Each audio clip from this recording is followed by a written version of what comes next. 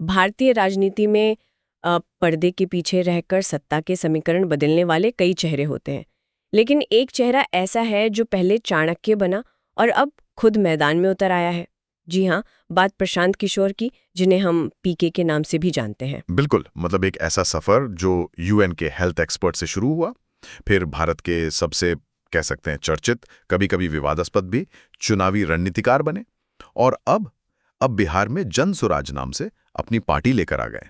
ये अपने आप में एक गजब की कहानी है। हाँ, और इसी कहानी को, इसी सफर को समझने के लिए हमारे पास कई जीवनी आधारित स्रोत हैं, विश्लेषण हैं जो पीके के जीवन, उनके काम के तरीकों, उनकी सोच पर काफी रोशनी डालते हैं। जी। तो आज हमारी कोशिश यही रहेगी कि पीके के करियर के जो अहम मोड़ रहे हैं, उनकी जो खास रणनीतियां थीं, उनकी बड़ी जीतें और हाँ, कुछ अहम नाकामियां भी, उनको समझें। और सबसे ज़रूरी सवाल, एक कामयाब स्ट्रैटेजिस्ट आखिर पॉलिटिशियन क्यों बनना चाहता है? बिल्कुल। तो चलिए शुरू करते हैं एकदम शुरुआत से, उनके शुरुआती जीवन से। प्रशांत किशोर का जन्म, देखिए साल को लेकर थोड़ा कंफ्यूजन है, 1976 या 77 मानते हैं, बिहार में। जगह को लेकर भी स्रोत अलग अलग बात करते हैं, कोई रोहतास जिले का कोनार गांव कहता है, कोई बक्सर। अच्छा। पिताजी डॉक्टर श्रीकांत पांडे, वो डॉक्टर थे जाने माने, और माँ श्रीमती सुशीला पांडे, गृहिणी। तो माहौल जो था घर का, वो काफी पढ़ा लिखा, अनुशासित और सादगी वाला था। और कहते हैं कि बचपन से ही काफ़ी जिज्ञासु थे, सवाल बहुत पूछते थे, गणित में खास रुचि थी। स्कूलिंग बक्सर से हुई, फिर पटना साइंस कॉलेज। हाँ, और फिर वो दिल्ली यूनिवर्सिटी भी गए थे स्टैटिस्टिक्स पढ़ने, लेकिन शायद हेल्थ रीजंस की वजह से बीच में छोड़ना पड़ा। अच्छा, ये बात है। जी, उनके पढ़ाई का रास्ता भी सीधा नहीं रहा है। मतलब लखनऊ से ग्रेजुएशन किया, फिर हैदराबाद से पब्लिक हेल्थ में पोस्ट ग्रेजुएशन, और इस दौरान कई ब्रेक्स भी लिए। ये शायद दिखाता है कि वो शुरू से ही थोड़ा लीक से हटकर चलने वाले थे। और यही पब्लिक हेल्थ वाली पढ़ाई उन्हें यूएन तक ले गई। लगभग 8 साल, है ना, यूएन में पब्लिक हेल्थ एक्सपर्ट। ये अनुभव कितना काम आया होगा बाद में? अरे बहुत ज्यादा। देखिए, उन्होंने जमीनी स्तर पर काम किया, बिहार जैसे राज्य में पोलियो उन्मूलन जैसे प्रोग्राम से जुड़े। इससे क्या हुआ कि सरकारी सिस्टम कैसे काम करता है, पॉलिसी कैसे बनती है, इसकी एक गहरी समझ बनी। डेटा का महत्व भी समझा होगा वहीं। बिल्कुल, डेटा एनालिसिस और जमीनी हकीकत, इन दोनों को जोड़ने का हुनर शायद वहीं से आया। उनकी पोस्टिंग भारत में रही, फिर न्यूयॉर्क यूएन हेडक्वार्टर में, फिर अफ्रीका में भी, और अफ्रीका में ही वो टर्निंग पॉइंट आया। वो रिसर्च पेपर वाला किस्सा है ना, जिसने नरेंद्र मोदी का ध्यान खींचा था। हाँ, वही। हाँ, अफ्रीका में रहते हुए उन्होंने भारत के जो हाई ग्रोथ वाले राज्य थे, गुजरात, महाराष्ट्र, कर्नाटक, हरियाणा, वहां कुपोषण पर एक पेपर लिखा, और उसमें यह दिखाया कि देखो, गुजरात में इतना विकास है लेकिन कुपोषण भी है, एक विरोधाभास। और ये पेपर पहुंच गया मोदी जी तक। जी, और फिर आया वो फोन कॉल जिसने यूएन के हेल्थ एक्सपर्ट की जिंदगी बदल दी। ये बात है करीब 2010 या 2011 की। मोदी जी ने अफ्रीका में बैठे पीके से कांटेक्ट किया, कहा गुजरात आइए, सोशल सेक्टर पॉलिसी पर काम कीजिए, और पीके ने यूएन की नौकरी छोड़ दी। इतनी बड़ी नौकरी? एक शर्त भी रखी थी शायद उन्होंने। हाँ, और वो शर्त उनके काम करने का तरीका बताती है। उन्होंने कहा कि मैं सीधे आपको यानी मुख्यमंत्री को रिपोर्ट करूंगा, किसी और मंत्री या अधिकारी को नहीं। ये जो डायरेक्ट एक्सेस था ना, ये उनके काम का एक बड़ा हिस्सा रहा हमेशा। और फिर 2012 गुजरात चुनाव, वो मोदी की कोर टीम में शामिल हो गए। उस वक्त कहते हैं अमित शाह जी गुजरात से बाहर थे कुछ कारणों से, तो पीके ने वहां क्या अलग किया? क्या वो बीजेपी आरएसएस के स्टाइल से हटकर था? बिल्कुल हटकर, एकदम प्रोफेशनल, डेटा पर आधारित मैनेजमेंट वाला स्टाइल। सीएम हाउस में एक वॉर रूम बना। रणनीति ये थी कि मोदी जी को विकास पुरुष की तरह पेश करना है। गुजरात मॉडल, सड़क, बिजली, पानी, इंडस्ट्री, इस पर फोकस। हिंदुत्व वाला एंगल थोड़ा पीछे। अच्छा, नैरेटिव कंट्रोल। और इसे जमीन पर कैसे उतारा? उन्होंने यंग प्रोफेशनल्स की टीम बनाई, इंजीनियर्स, एमबीए, फिर विवेकानंद युवा विकास यात्रा जैसे प्रोग्राम हुए, और सबसे ज्यादा चर्चा हुई 3D होलोग्राफिक रैलियों की। हाँ, वो तो बहुत नई चीज थी उस वक्त। बिल्कुल, पहली बार चुनाव प्रचार इतना डिजिटल और मैनेजमेंट आधारित बना। यह दिखाता है कि पीके इनोवेशन और स्केल पर कितना यकीन करते थे।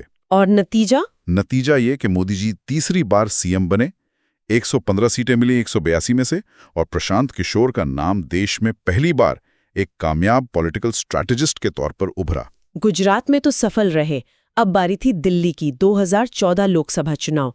इसके लिए 2013 में एक संगठन बनाया गया, CAG, यानी सिटीजन्स फॉर अकाउंटेबल गवर्नेंस। ये क्या था? हाँ, ये बेसिकली एक वॉलंटियर ग्रुप था।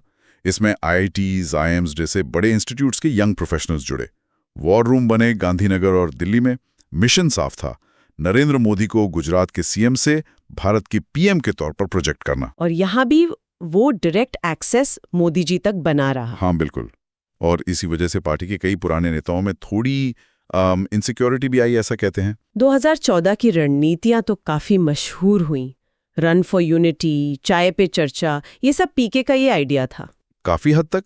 देखिए, रन फॉर यूनिटी से मोदी जी को सरदार पटेल से जोड़ा गया। चाय पे चर्चा से उनकी आम आदमी वाली इमेज मजबूत हुई और तकनीक का इस्तेमाल करके मास कांटेक्ट किया गया। और वो जो मणिशंकर अय्यर का चाय वाला कमेंट, हाँ, उसको तो उन्होंने पलट ही दिया था। बिल्कुल, उसे हथियार बना लिया। ये दिखाता है कि नेगेटिव को पॉजिटिव में बदलने में वो माहिर थे। सोशल मीडिया का इस्तेमाल भी जबरदस्त था। Memes, slogan, graphics. हाँ, पूरा नैरेटिव कंट्रोल था। फोकस, विकास, युवा, भ्रष्टाचार खत्म करना, मजबूत नेता, नारे जैसे सबका साथ, सबका विकास, और खासकर वो हर हर मोदी, घर घर मोदी, वो तो हर जगह पहुंच गया। और नतीजा, ऐतिहासिक जीत। बीजेपी को अपने दम पर बहुमत, 282 सीटें, और पीके बन गए राजनीति के चाणक्य। जी हाँ, मीडिया ने ये नाम दिया उन्हें। लेकिन इतनी बड़ी जीत के फौरन बाद ही ये जोड़ी टूट क्यों गई? मोदी और पीके अलग क्यों हो गए? उन्हें तो कोई बड़ी भूमिका मिलनी चाहिए थी PMO में। यही कहानी में ट्विस्ट है। देखिए, खबरों के मुताबिक पीके PMO में एक पावरफुल फॉर्मल रोल चाहते थे, लेकिन बीजेपी के अंदर समीकरण बदल रहे थे। अमित शाह पार्टी अध्यक्ष बन गए थे। कई सीनियर नेता पीके के बढ़ते कद और डायरेक्ट एक्सेस से शायद खुश नहीं थे। उन्हें लगा कि उन्हें बस एक बाहरी सलाहकार या वेंडर समझा जा रहा है। कुछ ऐसा ही, जबकि वो खुद को पॉलिसी मेकिंग का हिस्सा मानते थे। एक और बात थी लैटरल एंट्री वाली। हाँ, कि सरकार में बाहर से एक्सपोर्ट्स लिए जाए। जी, ये पीके का आइडिया बताया जाता है, लेकिन मोदी सरकार ने उसे उस तरह लागू नहीं किया। तो इन सब वजहों से धीरे धीरे मोहभंग हुआ और 2014 खत्म होते होते पीके ने बीजेपी से दूरी बना ली। तो बीजेपी से अलग होकर उन्होंने क्या किया? क्या स्ट्रैटेजी वाला काम बंद कर दिया? नहीं, बंद नहीं किया, बल्कि उसे और प्रोफेशनल बना दिया। उन्होंने CAG को बदला इंडियन पॉलिटिकल एक्शन कमेटी, यानी IPAC में। ये अब एक प्रॉपर पॉलिटिकल कंसल्टेंसी फर्म बन गई, जो किसी भी पार्टी के लिए फीस लेकर काम कर सकती थी। और IPAC का पहला बड़ा असाइनमेंट? बिहार 2015 महागठबंधन। ये तो दिलचस्प था, क्योंकि अब वो उसी बीजेपी के खिलाफ थे जिसे 1 साल पहले जिताया था। बिल्कुल, यही राजनीति है, कह सकते हैं। JDU के पवन वर्मा ने उन्हें नीतीश कुमार से मिलवाया। टारगेट था बीजेपी को बिहार में रोकना।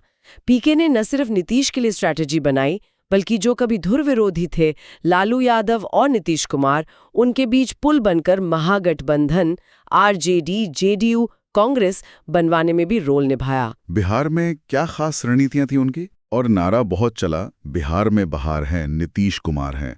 जमीन पर पर्चा पे चर्चा कैंपेन चलाया। साइकिल पर वॉलंटियर्स घर घर नीतीश का मैसेज लेके जाते थे। नीतीश कुमार के साथ निश्चय प्रोग्राम को हाईलाइट किया।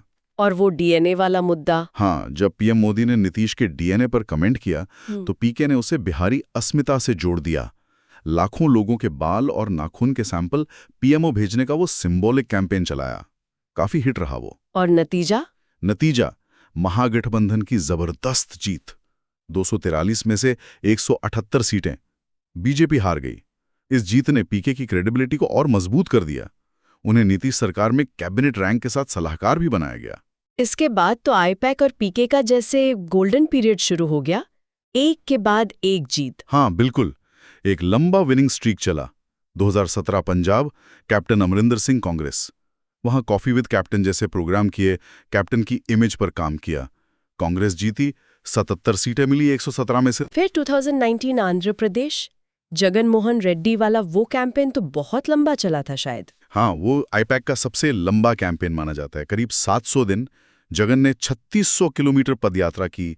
नारे जैसे बाय बाय बाबू, चंद्रबाबू नायडू के खिलाफ, और रावली जगन, मतलब जगन आना चाहिए, ये सब बहुत पॉपुलर हुए। और जीत भी जबरदस्त थी। अभूतपूर्व। 175 में से 151 सीटें YSRCB को। फिर 2020 दिल्ली, अरविंद केजरीवाल, वहां भी IPAC थी। जी, वहां स्ट्रैटेजी अलग थी। बीजेपी और मोदी से डायरेक्ट भिड़ने के बजाय आम आदमी पार्टी के लोकल काम, स्कूल, मोहल्ला क्लिनिक, इन पर फोकस रखा। नारा था, लगे रहो केजरीवाल। नतीजा आपको 70 में से 62 सीटें, शानदार वापसी। और 2021 पश्चिम बंगाल, ममता बनर्जी बनाम बीजेपी, वो तो शायद सबसे ज्यादा हाई स्टेक्स चुनाव था उनके लिए। हाँ, वो पीके के लिए भी इज्जत का सवाल बन गया था। बीजेपी का जो जोरदार बाहरी वाला नैरेटिव था, उसे काउंटर किया बांग्ला निजेरे में की चाई, मतलब बंगाल अपनी बेटी को ही चाहता है, इस नारे से। दीदी के बोलो जैसे आउटरीच प्रोग्राम चले। और उन्होंने भविष्यवाणी भी कर दी थी चुनाव से पहले। हाँ, पब्लिकली कहा था कि बीजेपी 100 पार नहीं कर पाएगी, और वो सही साबित हुए। टीएमसी को 213 सीटें मिली, बीजेपी 77 पे रह गई। उसी साल तमिलनाडु में भी एमके स्टालिन के लिए काम किया, डीएमके जीती। तो मतलब जैसे वो अपराजय हो गए थे, लेकिन एक बड़ी हार भी मिली उन्हें। हाँ, हर बार सिक्का उनके हक में नहीं गिरा। आप 2017 उत्तर प्रदेश की बात कर रहे हैं, कांग्रेस के साथ। जी हाँ, वो उनके करियर की शायद सबसे बड़ी नाकामी मानी जाती है। यूपी में कांग्रेस के लिए उन्होंने एक बड़ा प्लान बनाया था, ब्राह्मण, दलित, मुस्लिम वोटों को जोड़ने का, लेकिन वो चला नहीं। वो खाट सभा वाला किस्सा। हाँ, वो खाट सभा तो मजाक बन गई थी जब लोग खाट उठा के ले गए। उनकी कई रणनीतियां जमीन पर नहीं उतरी। दिक्कतें क्या थी वहां? लीडरशिप से तालमेल नहीं था। कई चीजें थी। उन्होंने प्रियंका गांधी को सीएम फेस बनाने का सुझाव दिया था, जो माना नहीं गया। लोकल लीडर्स जैसे शीला दीक्षित, राज बब्बर, उनके साथ भी मतभेद रहे। फिर बाद में सपा से गठबंधन हो गया, उससे कांग्रेस का मैसेज और डाइल्यूट हो गया। नतीजा 403 में सिर्फ 7 सीटें, बहुत बुरा हाल। इस पर पीके ने खुद क्या कहा? उन्होंने बाद में माना कि उन्होंने कांग्रेस के अंदर अपनी आज़ादी और असर को कुछ ज्यादा ही आंक लिया था, और पार्टी की जो अंदरूनी पॉलिटिक्स थी उसे समझने में चूक हुई। ये दिखाता है कि स्ट्रैटेजी कितनी भी अच्छी हो, अगर पार्टी का संगठन और लीडरशिप तैयार नहीं है तो मुश्किल है। अच्छा, फिर 2021 में बंगाल और तमिलनाडु जीतने के बाद उन्होंने अचानक कहा कि मैं अब ये स्ट्रैटेजी वाला काम छोड़ रहा हूँ। ये क्यों? सब हैरान रह गए थे। हाँ, ये काफी चौंकाने वाला था। उन्होंने कहा कि वो कुछ और करना चाहते हैं लाइफ में।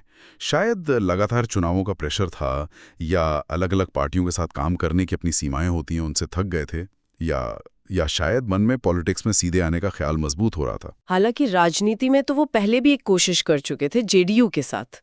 वो उपाध्यक्ष भी बने थे। जी हाँ, सितंबर 2018 में जेडीयू ज्वाइन किया था, उपाध्यक्ष बने। लगा कि नीतीश कुमार के बाद वही होंगे, लेकिन फिर सीए यानी नागरिकता संशोधन कानून पर मतभेद हो गए। उन्होंने पब्लिकली विरोध किया था सीए का। हाँ, जबकि जेडीयू ने पार्लियामेंट में सपोर्ट किया था। नतीजा ये हुआ कि जनवरी 2020 में उन्हें पार्टी से निकाल दिया गया, पार्टी विरोधी गतिविधियों का आरोप लगाकर। बाद में नीतीश जी ने यह कहकर और विवाद बढ़ा दिया कि उन्हें तो अमित शाह के कहने पर लिया था पार्टी में। फिर 2022 में कांग्रेस से फिर बात हुई, वो भी नहीं बनी। हाँ, कांग्रेस को रिवाइव करने के लिए उन्होंने एक प्रेजेंटेशन वगैरह दिया था। खबरें थीं कि वो बड़ी भूमिका चाहते थे, पूरी आज़ादी चाहते थे, सीधे सोनिया गांधी को रिपोर्ट करना चाहते थे। लेकिन कांग्रेस ने उन्हें एक एम्पावर्ड एक्शन ग्रुप का हिस्सा बनने को कहा, जिसमें और भी कई नेता थे। तो उन्होंने मना कर दिया। जी, उन्होंने वो ऑफर ठुकरा दिया।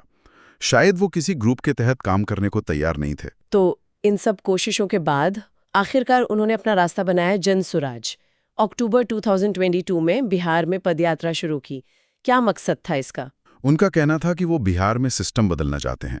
पदयात्रा का मकसद था गांव-गांव जाना, लोगों से मिलना, उनकी दिक्कतें समझना और एक नई तरह की राजनीति की नींव रखना।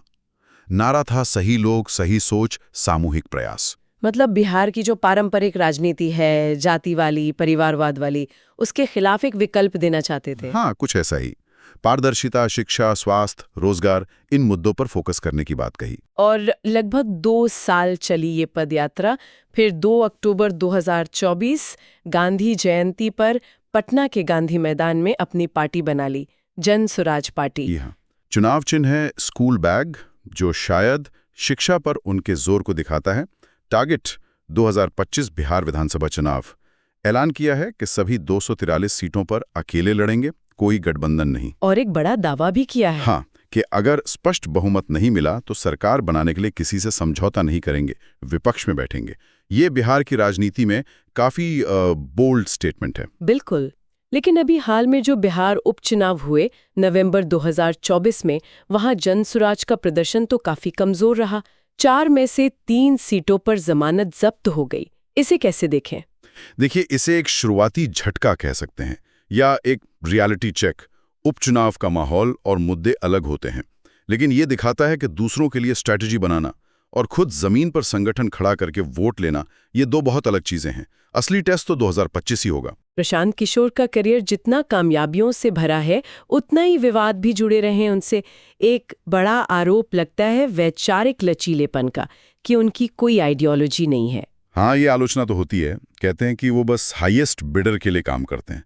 मतलब देखिए, उन्होंने राइट विंग मानी जाने वाली बीजेपी के लिए काम किया, फिर समाजवादी नीतीश लालू के साथ गए, फिर ममता बनर्जी, जगन रेड्डी, अलग अलग विचारधारा के लोग। वो खुद को क्या कहते हैं? पीके खुद को सेंटर लेफ्ट बताते हैं, लेकिन ये भी मानते हैं कि उनकी पहली प्रायोरिटी क्लाइंट को जिताना होती है। उनके जन स्वराज अभियान की फंडिंग पर भी सवाल उठते हैं। बिल्कुल, खासकर विरोधी पार्टियां कहती हैं कि इतना पैसा कहां से आ रहा है, क्या इसके पीछे बीजेपी है? पीके इन बातों को खारिज करते हैं, लेकिन पारदर्शिता का दावा करने वाली पार्टी से फंडिंग पर सवाल तो पूछे ही जाएंगे। कुछ भविष्यवाणियां भी उनकी गलत साबित हुई हैं, बयान भी विवादों में रहे हैं। जैसे 2024 चुनाव से पहले उन्होंने कहा था कि बीजेपी 303 या उससे ज्यादा लाएगी, बंगाल में नंबर 1 बनेगी। दोनों बातें गलत हुई। एक गोवा वाला वीडियो लीक हुआ था जिसमें वो कह रहे थे कि बीजेपी दशकों तक कहीं नहीं जाने वाली, और राहुल गांधी शायद गलतफहमी में हैं। हाँ, वो काफी वायरल हुआ था। पत्रकारों से भी उनकी कुछ झड़पें हुई हैं। जी, जैसे करण थापर के साथ हिमाचल चुनाव की भविष्यवाणी वाले ट्वीट पर कुछ कहा सुनी हुई थी। और अभी हाल में यूट्यूबर मनीष कश्यप को पार्टी में लेने पर भी काफी आलोचना हुई है, जिनके बयान काफी विवादास्पद रहे हैं। हाँ, क्योंकि मनीष कश्यप पर सांप्रदायिक और गांधी विरोधी बातें कहने के आरोप लगते रहे हैं, तो उन्हें पार्टी में लेना जन स्वराज के सही लोग सही सोच वाले नारे पर सवाल उठाता है। हालांकि पीके ने बचाव किया कि वो उनकी क्षमता का इस्तेमाल करना चाहते हैं और हर किसी को सुधरने का मौका मिलना चाहिए। एक और विरोधाभास जो लोग अक्सर पॉइंट आउट करते हैं वो परिवारवाद की। खासकर तेजस्वी यादव की बहुत आलोचना करते हैं, लेकिन खुद जगन मोहन रेड्डी, एमके स्टालिन जैसे नेताओं के लिए काम किया जो राजनीतिक परिवारों से ही हैं। सही बात है। इसी तरह भ्रष्टाचार के खिलाफ बोलते हैं, लेकिन जगन रेड्डी जैसे नेताओं के लिए भी काम किया जिन पर करप्शन के केस चल रहे हैं। हाँ, ये विरोधाभास उनके करियर में रहे हैं। देखिए, जब वो स्ट्रैटेजिस्ट थे तो उनका काम था क्लाइंट को जिताना, उसके बैकग्राउंड या आरोपों के बावजूद। लेकिन अब जब वो खुद नेता हैं, सिस्टम बदलने की बात कर रहे हैं, तो जाहिर है इन सवालों का सामना उन्हें ज्यादा करना पड़ेगा। क्या वो जिन उसूलों की बात कर रहे हैं उन पर खुद टिके रह पाएंगे, ये देखना होगा। तो कुल मिलाकर प्रशांत किशोर की कहानी एक यूएन एक्सपर्ट से शुरू हुई, फिर वो बने भारत के सबसे कामयाब चुनावी रणनीतिकार, और अब खुद एक राजनीतिक दल लेकर बिहार की राजनीति में उतर आए हैं। एक बात तो तय है, उन्होंने भारत में चुनाव लड़ने का तरीका, डेटा का इस्तेमाल, नैरेटिव बनाना, इसे काफी हद तक बदला है। इसमें कोई शक नहीं।